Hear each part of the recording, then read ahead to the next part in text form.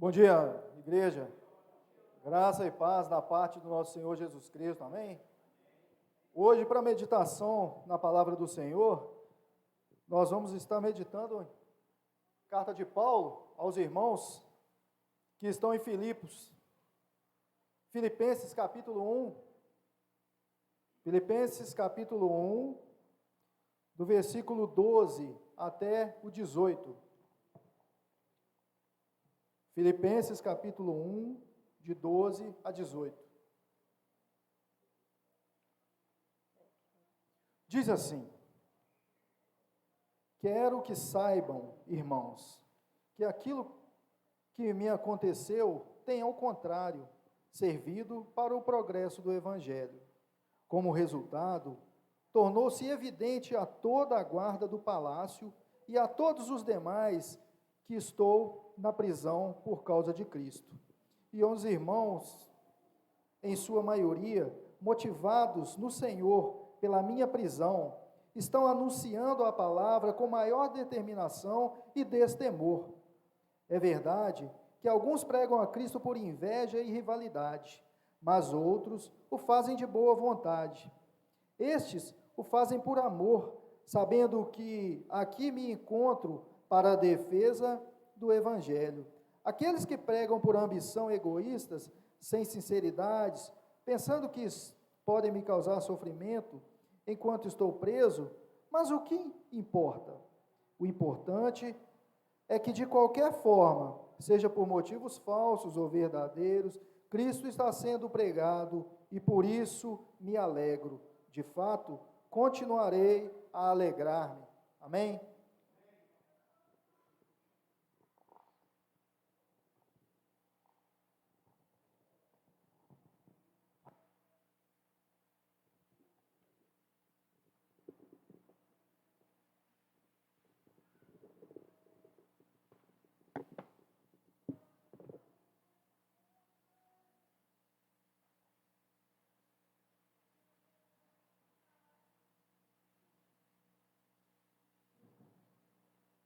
Bom dia a todos, que a graça e a paz de Deus estejam no nosso meio.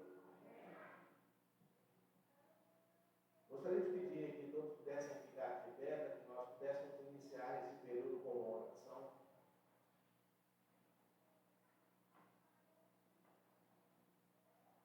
Oremos. Pai bendito, Pai amado, que teu nome seja glorificado de hoje para todo sempre, Pai. Que o Senhor possa, ó Pai, nos instruir nessa manhã pela sua palavra, Senhor. Que o Senhor possa preservar a unidade no corpo de Cristo, Senhor. Que possamos sair daqui hoje estimulados, Senhor, a nos suportar uns aos outros pela fé, ó Pai, e pela sua santa palavra. Em Cristo Jesus, prepara os nossos ouvidos, o nosso coração, a nossa mente, Senhor, para que possamos receber a sua palavra. Em nome de Jesus nós pedimos. Amém, Senhor. Pode se sentar.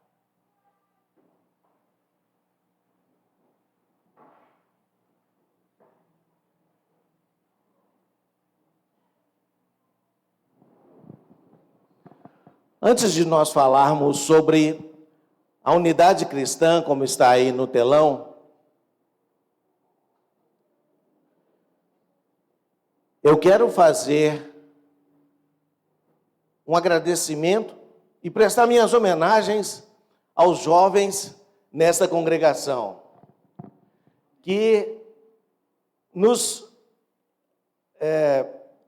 administraram todo o culto na semana passada. E eu tive a oportunidade de conversar com alguns jovens, e eu vi como eles estavam nervosos, como eles estavam, alguns deles até trêmulos, por estarem aqui na frente, nos trazendo aqui a palavra de Deus através do Marquinhos, mas também a oferta e a ceia. Os meninos entenderam um pouquinho eles tiveram um pouquinho a oportunidade de sentir a responsabilidade de estarem aqui na frente, diante do povo de Deus, representando o povo de Deus diante do trono de Deus, que não é fácil. Mas eles são o futuro dessa congregação. E eu falei para o Marcos que ele foi muito bem. A mensagem dele foi extremamente edificante. E é dom. E eu falei com ele, nós só conseguimos encontrar quais são os nossos dons, colocando em prática. Se eu venho aqui na frente e tiro cântico e a igreja não é edificada, João, não tira cântico porque não é o seu dom. Mas se você vem aqui na frente e traz uma mensagem, traz um estudo e a igreja é edificada, vai por aí que é o seu dom, é na prática. E os meninos estão de parabéns. Deus foi louvado e que os meninos possam continuar. Não parem por aí, continuem, porque daqui a pouco não vai haver mais Carlinhos, Carlos Henrique, eu vou estar por aqui. O Baltazar, o Marquinhos, o Jaime, vai tudo passar. E essa congregação vai ter que continuar. E é pelo serviço desses jovens, né? A igreja do Senhor Jesus vai continuar por causa deles. Então, vamos incentivar esses meninos a continuarem, né, a fazer mais e mais vezes. Nós vamos falar hoje sobre a unidade cristã.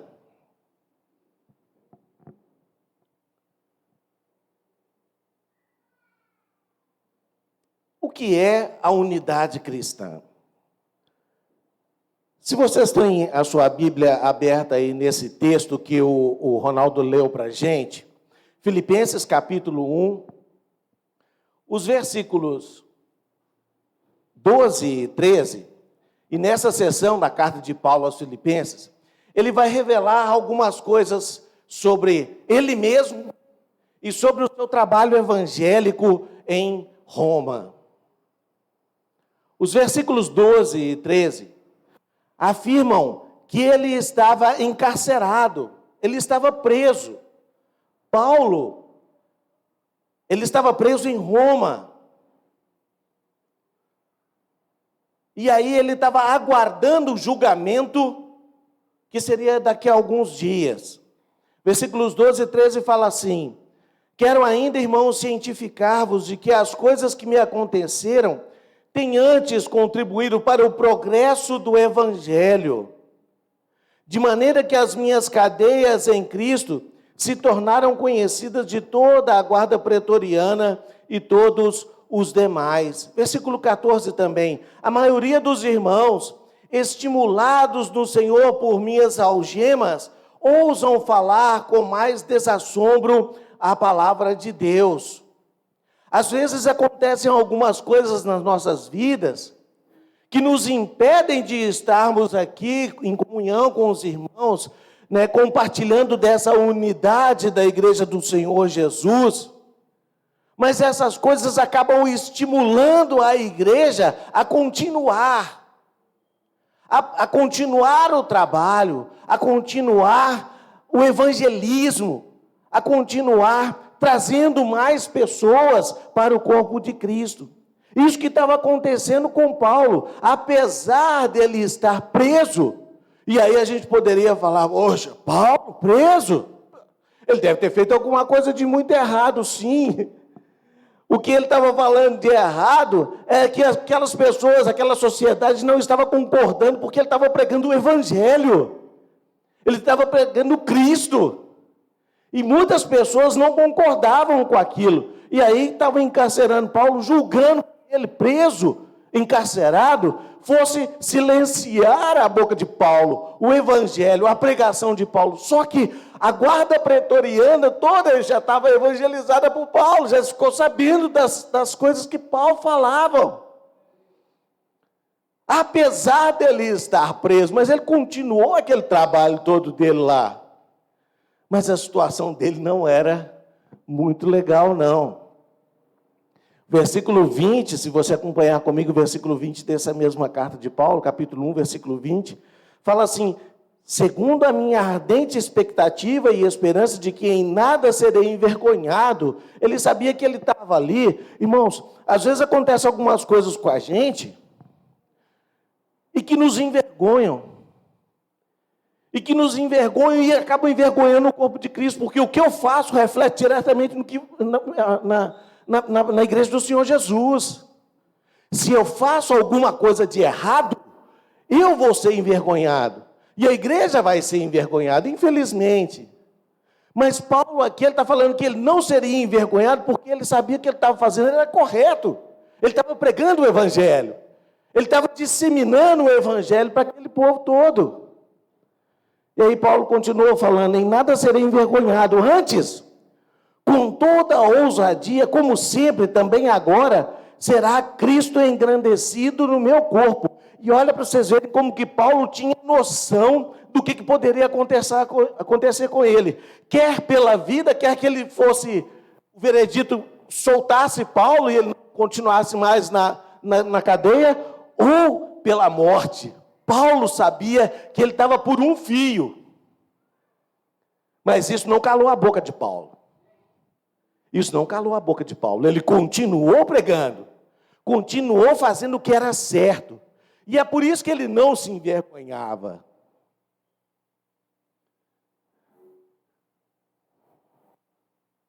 O problema, existia um problema lá em Filipos.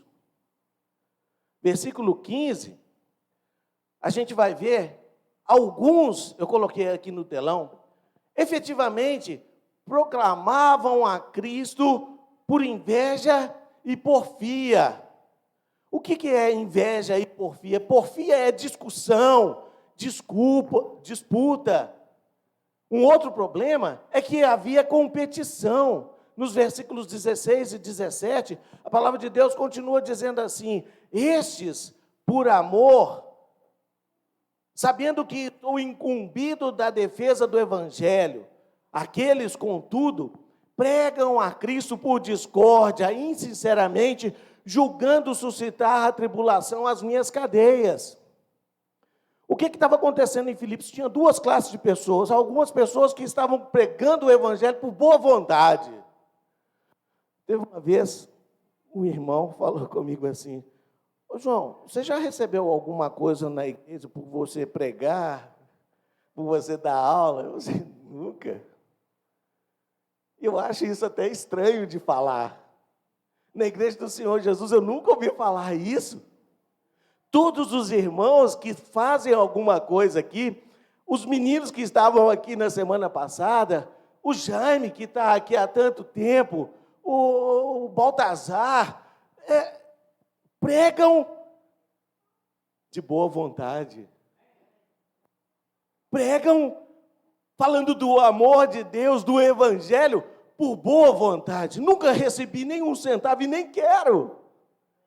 Não é por isso que eu estou aqui na frente. Eu acho que é um dom que eu tenho, graças a Deus, que eu posso falar com as pessoas. Até lembro do Marquinhos, na semana passada, ele falou assim: eu não sou tão eloquente como os irmãos. Não é por causa da eloquência, sabe, irmão? É o Espírito Santo que vem e como ele te inundou naquele dia e falou para as pessoas. Se a gente fosse falar somente pela eloquência, eu tenho certeza que todo mundo ia virar as costas aqui e ir embora, porque não tem absolutamente nada a falar. Mas nós falamos pela palavra de Deus. Então, havia uma competição. Algumas pessoas pregavam por inveja, comparando. Eu prego melhor do que o Jaime. Sou muito melhor do que o Jaime. O Jaime é fichinha perto dele. E eu prego muito melhor do que o Ronaldo. Ou não, Ronaldo não sabe nem pregar direito. Existia isso dentro da igreja em Filipos. Inveja, competição. E Paulo falou: para com isso, não é assim que vai funcionar a coisa. Nós precisamos ser unidos. A igreja precisa ter unidade.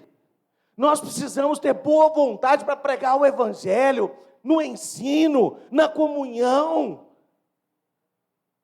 Tem que ser assim. O versículo 18, se vocês acompanharem comigo, ele fala assim: todavia, que importa? Eu achei engraçado isso. Uma vez que Cristo, de qualquer modo, está sendo pregado, quer por pretexto, quer por verdade, também com isso me regozijo, sim, sempre me regozijarei. O que Paulo está falando aqui é que Cristo, de verdade, o Evangelho, de verdade, estava sendo pregado. Não é, irmãos? Esses pastores eletrônicos, essas seitas que nós vemos por aí, não é isso. Eles estavam falando, sim, de acordo com a palavra de Deus. Eles estavam pregando, sim, de acordo com a palavra de Deus. Não é que, por exemplo, nós temos aí uma tão difamada a teologia da... Como é que fala? Da prosperidade. Quem falou? Ô Gil, você tem 20 e tantos anos na igreja, obrigado por isso, viu, Gil? Daqui a pouco você vai estar aqui na frente também. Você, quando arrepender, vai ser uma bênção, né, vida? Teologia da prosperidade. Eu não sei se vocês viram, mas teve um desses camaradas aí, não posso falar o nome, porque hoje nós estamos no YouTube também, né? Aí depois eles vão. Mas o cara tinha um feijãozinho, e ele falou: quem pagar R$1.000 num feijão, não era no quilo do feijão, não, por favor, R$1.000 em um feijão, esse feijão você plantando e vai curar você da Covid. Oh, misericórdia. Deus, que isso? Não, se você fizer isso, se você der isso, se você pagar por isso, você vai receber aquilo. Para com isso, irmãos. Não existe isso. Teologia. O que é isso? Aquelas pregadores estavam pregando de acordo com a palavra. Não é essa a situação. Mas, infelizmente, existia esse problema em Filipos. Alguns pregavam por inveja, porfia, discussão, desculpa, e outros pregavam por competição, por comparação. Nós precisamos ser unidos, irmãos. Nós precisamos manter a unidade da igreja do Senhor Jesus. O que é a unidade cristã? A identidade da igreja. A Silvana até me perguntou: o que é que você está fazendo com a sua identidade? Eu estava com a identidade no bolso ali, ela pegou e falou: o que é isso aí, João? É a identidade. Velho, precisa andar com identidade, né? Senão perde nas... Por favor, não ri, não. Mas essa é a minha identidade. Aqui está falando o meu nome, está falando a filiação, a minha naturalidade, a minha data de nascimento, não é? Tem aqui também o meu RG, né, que é o meu registro geral, o meu CPF, que é o cadastro de pessoa física, né? Em qualquer lugar no território nacional que eu chegar e apresentar essa identidade, eles vão me identificar. Tem até aqui também a minha digital do polegar direito. Eles vão falar: esse aqui é o João. E a identidade do cristão? A identidade do cristão está aí em João capítulo 13, versículo 34 e 35. O que é a unidade cristã? É ter identidade da igreja. Jesus falando: novo mandamento vos dou.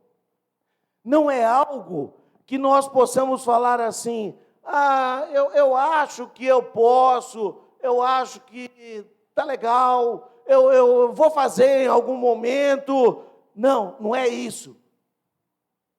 É um mandamento que vem da parte do Senhor Jesus. Novo mandamento vos dou, que vos ameis uns aos outros. Essa é a identidade da igreja, irmãos. Nós precisamos amar uns aos outros. E eu vou pegar de novo aqui o Marquinhos e a Emily, que é o casal mais novo que nós temos na igreja. E quando o Marquinhos chegou para a Emily e falou assim: eu te amo, Emily. E a Emily falou: ó.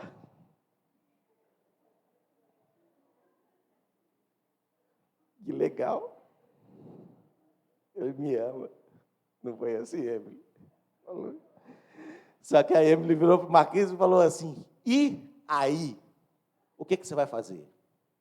Aí o Marquinhos virou para ela e falou assim, eu vou casar com você. Porque o amor é de ação. O amor não é esse amor piegas, que nós chegamos para as pessoas e falamos assim, eu te amo, eu também te amo, que beleza, bonito. Um amor piegas. Não é esse amor. É um amor de fato, no duro, de verdade. Sabe como é esse amor? Continua falando, assim como eu vos amei, também vos ameis uns aos outros. Sabe como é esse amor que nós temos que ter? Sabe esse amor que vai nos identificar como igreja? É a nossa carteira de identidade, irmão. Que as pessoas lá no mundo vão olhar para nós e falar assim, esse realmente é um discípulo de Jesus. É um amor no duro, é um amor de fato, é um amor como o de Jesus, que ele morreu no meu lugar e no seu lugar, sem te conhecer, sem saber que você um dia existiria, mas ele morreu no seu lugar. Ele te amou tanto que ele morreu no seu lugar. Quem estava lá na cruz, quem devia estar lá na cruz, não era Jesus, era você. Você sabe disso. Mas ele assumiu o seu lugar por causa do amor que ele tinha. João continua falando, nisto conhecerão todos que sois meus discípulos, se tiverdes amor uns com os outros. Olha a identidade da igreja. Não é algo que eu possa fazer hoje, porque é domingo e a gente está aqui junto, bonitinho, está tudo legal, mas a partir de amanhã eu não quero nem saber daquele povo lá, que é povo esquisito lá da igreja, lá do Alípio de Melo, eu não quero saber daquele povo, não. Segunda, terça, quarta, quinta, sexta, sábado, às vezes os meninos estão aqui, os jovens estão aqui, nós temos uma reunião de casais, tem princesas do reino, tem uma atividade ou outra e tal, aí melhora um pouquinho, aí no domingo, aí sim, no domingo eu preciso amar uns aos outros. Não é esse amor, é amor no duro. E quando eu precisar de alguma coisa e ligar para você, irmão, não desliga o telefone, não. E quando eu bater na sua porta e falar, olha, eu estou precisando de uma xícara de açúcar, não vira as costas para mim, não, irmão. Porque é na prática. E nós vamos ver mais tarde como que é esse amor. A oração do Senhor, em João capítulo 17, eu peguei um versículo só.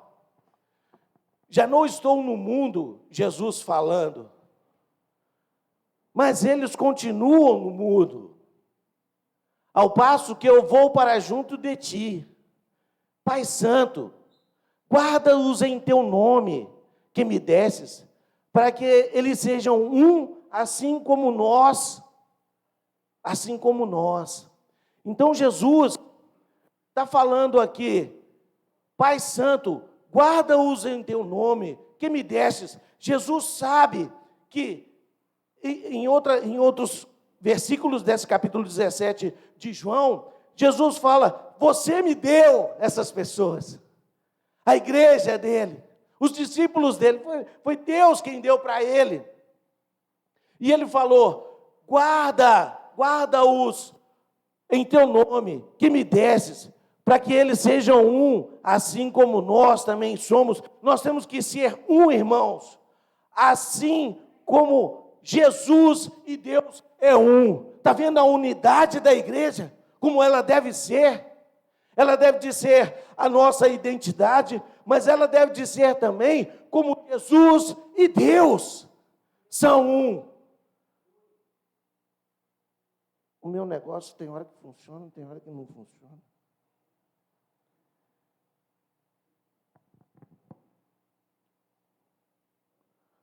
O que é a unidade da igreja? Prática de irmandade. Irmãos, prática de irmandade, nós temos que ir lá para Atos.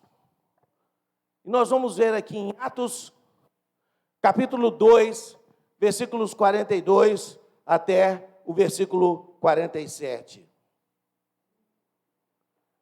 E perseveravam na doutrina dos apóstolos e na comunhão, no partir do pão e nas orações, todos juntos. Todos juntos. Em cada alma havia temor, e muitos prodígios e sinais eram feitos por intermédio dos apóstolos. Todos os que creram estavam juntos e tinham tudo em comum. Está vendo? Se a gente precisar de alguma coisa, será que você seria capaz de vender o seu carro para me abençoar, irmão? Será que você seria capaz de vender a sua casa para me abençoar, irmão?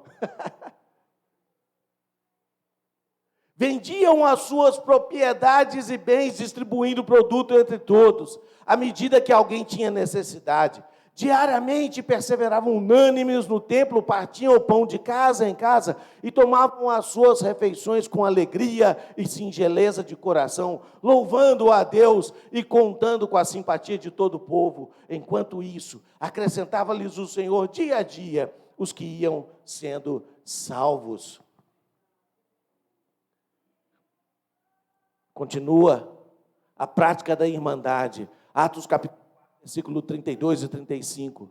Da multidão dos que creram, era o coração e a alma, a unidade. Ninguém considerava exclusivamente sua nenhuma das coisas que possuía, tudo, porém, lhes era comum. Com grande poder, os apóstolos davam testemunho da ressurreição do Senhor Jesus. E em todos eles havia abundante graça, pois nenhum necessitado havia entre eles, porquanto os que possuíam terras ou casas, vendendo-as, traziam os valores correspondentes e depositavam aos pés dos apóstolos. Então se distribuía a qualquer um à medida que alguém tinha necessidade. Essa era a identidade da igreja no primeiro século, a unidade cristã. A prática da irmandade, isso está lá em Atos capítulo 7. Atos capítulo 6. Ora, naqueles dias, multiplicando-se o número dos discípulos, houve murmuração dos helenistas contra os hebreus.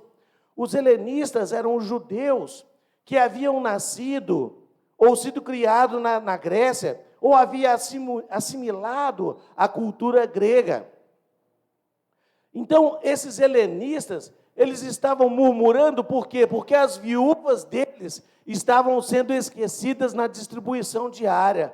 Vocês viram nos dois textos anteriores que não haviam necessitados.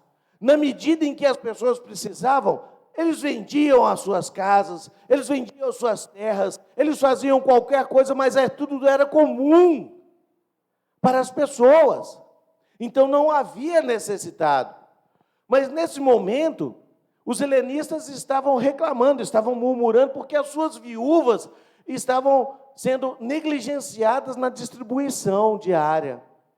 Então, vejam bem, os 12, eles poderiam falar, são helenistas mesmo, tá? É grego para lá, não queremos nem saber não. Mas os 12 convocaram a comunidade dos discípulos e disseram, não é razoável que nós abandonemos a palavra de Deus para servir às mesas.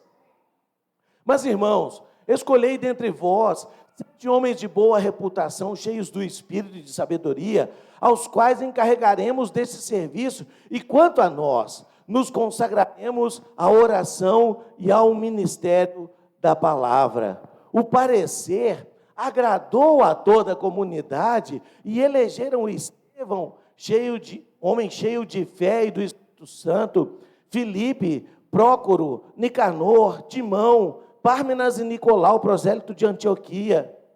Apresentaram-nos perante os apóstolos, e estes, orando, lhes impuseram as mãos.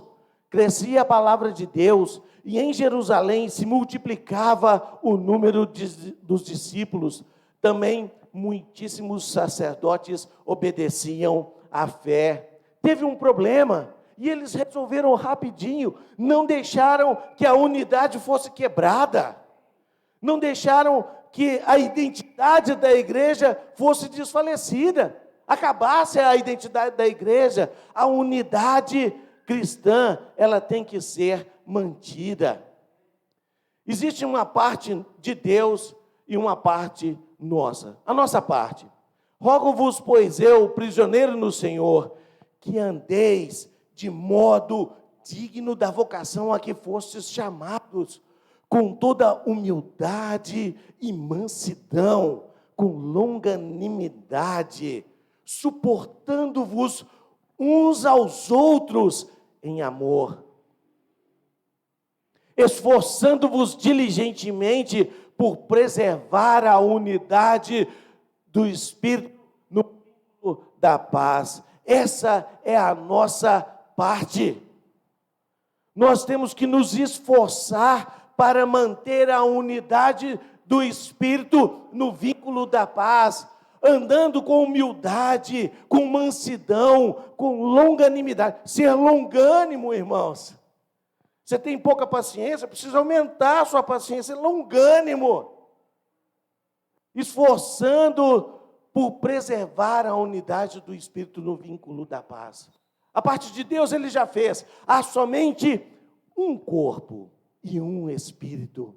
Como também fostes chamados numa só esperança da vossa vocação. Há um só Senhor, uma só fé, um só batismo, um só Deus e Pai de todos, o qual é sobre todos, age por meio de todos e está em todos. E a graça foi concedida a cada um de nós, segundo a proporção do dom de Cristo.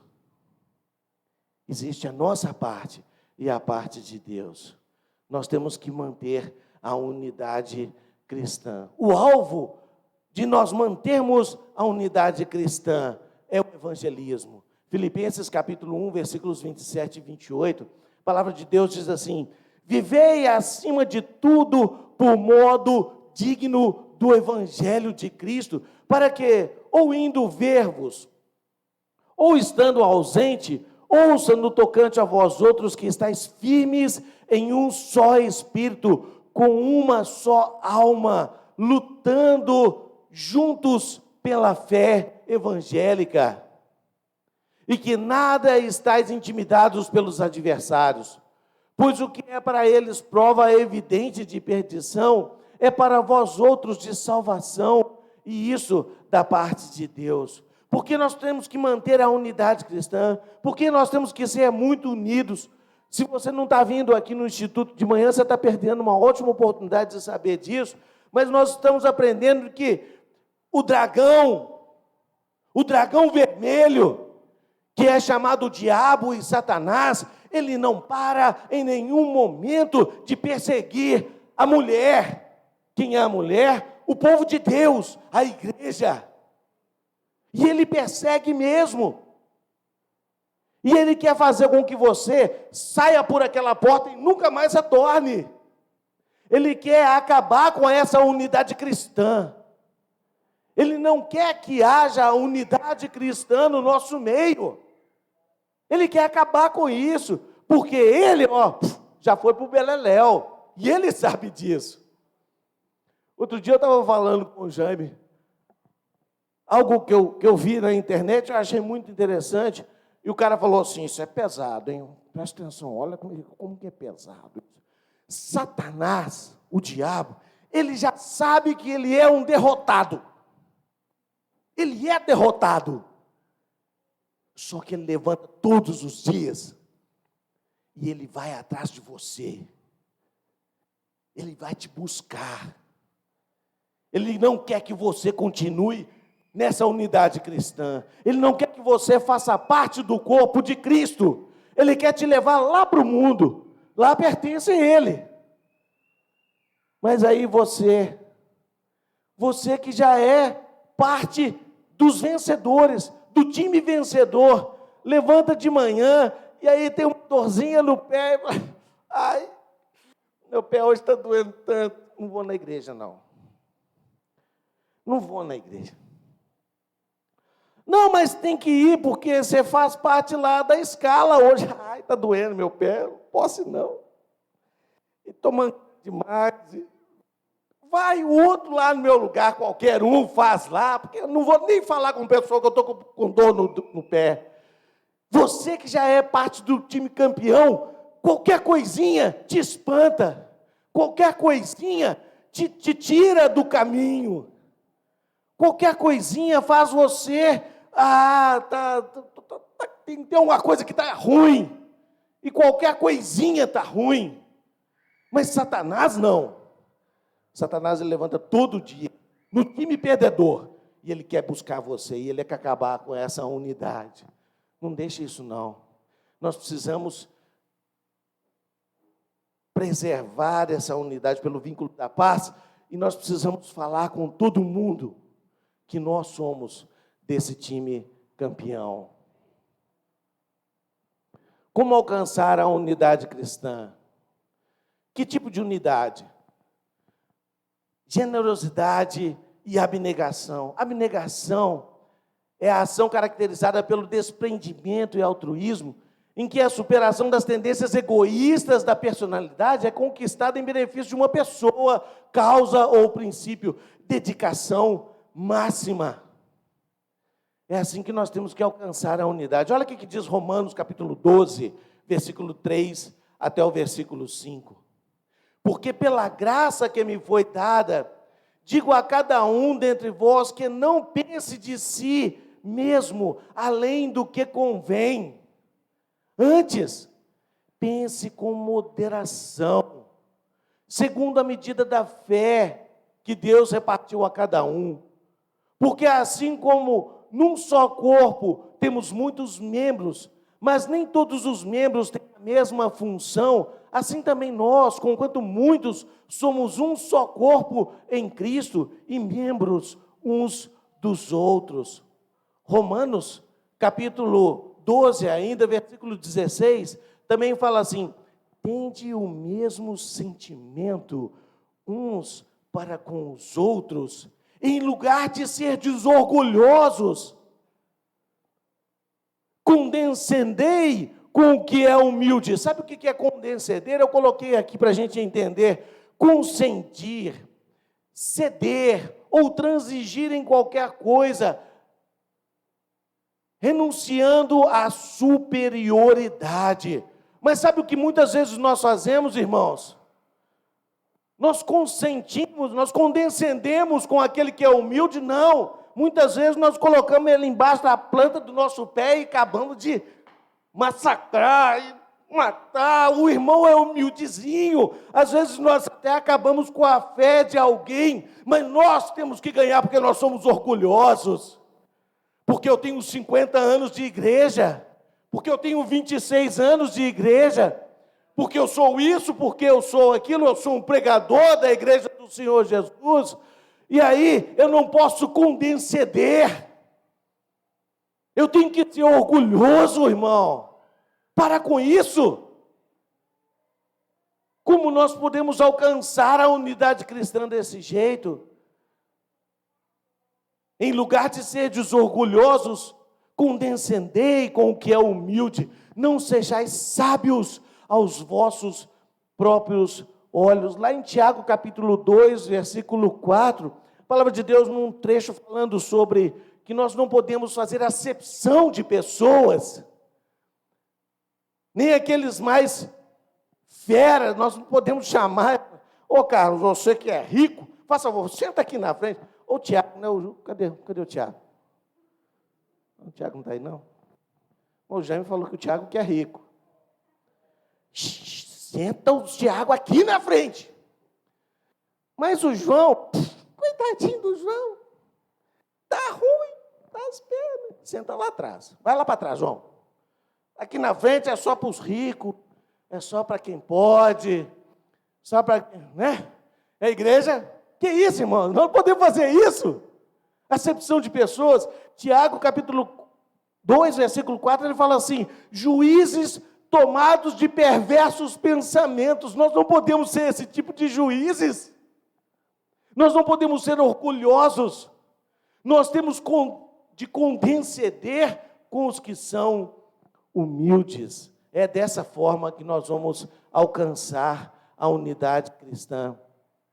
E no versículo 19 também fala: não vos vingueis a vós mesmos, amado, mas dai lugar à ira, porque está escrito: A mim me pertence a vingança, eu é que retribuirei, diz o Senhor. Que tipo de unidade? Como nós devemos alcançar a unidade cristã? Estar em paz na medida do possível. Dá um toque. Foi. Romanos capítulo 12, versículo 18 até o versículo 21. Se possível, prestem atenção que Paulo fala aos romanos. Se possível, quanto depender de vós, não é quando, não é algo que eu posso hoje, e amanhã talvez eu possa pensar, amanhã eu não quero não. Hoje até pode ser, porque é dia do Senhor, domingo. Não é quando, é quanto, é quantidade. Quanto depender de vós, tende paz com todos os homens. Não vos vingueis a vós mesmos, amados, mas dai lugar à ira, porque está escrito, a mim me pertence a vingança. Eu é que retribuirei, diz o Senhor. Pelo contrário, se o teu inimigo tiver fome, dá-lhe de comer. Se tiver sede, dá-lhe de beber. Porque fazendo isso, doarás brasas vivas sobre a sua cabeça. Não te deixes vencer do mal, mas vence o mal com o bem. Nós hoje de manhã estávamos falando aqui, o Jaime estava comentando que nós fazemos de tudo para proteger as pessoas na igreja, os nossos familiares, tudo mais, mas nós temos também que proteger os nossos inimigos. Nós temos que ter paz com eles. E se você ver um inimigo seu necessitado de comer, vai lá e dá comer para ele. Se você vê um seu inimigo necessitado de bebida, vai lá e dá água para ele. É assim que a palavra de Deus diz. Ô João, mas eu não tenho inimigo, graças a Deus. Quanto depender de vós, tem de paz com todos. Nós não precisamos e não devemos, não podemos ter inimigos. Mas vocês sabem que a vida não é bem assim. Vocês sabem que tem muitas pessoas que lutam contra a gente. E que às vezes, pela ausência do bem, o mal vence.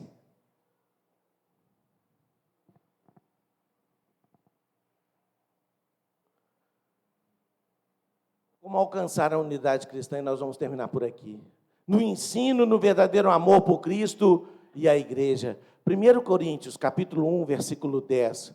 Rogo-vos, irmãos, pelo nome de nosso Senhor Jesus, que faleis todos a mesma coisa, e que não haja entre vós divisões.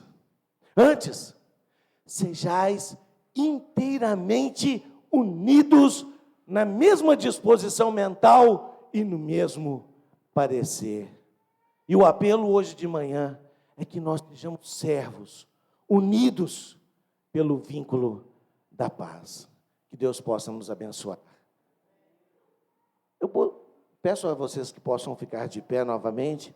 Nós vamos encerrar com uma oração.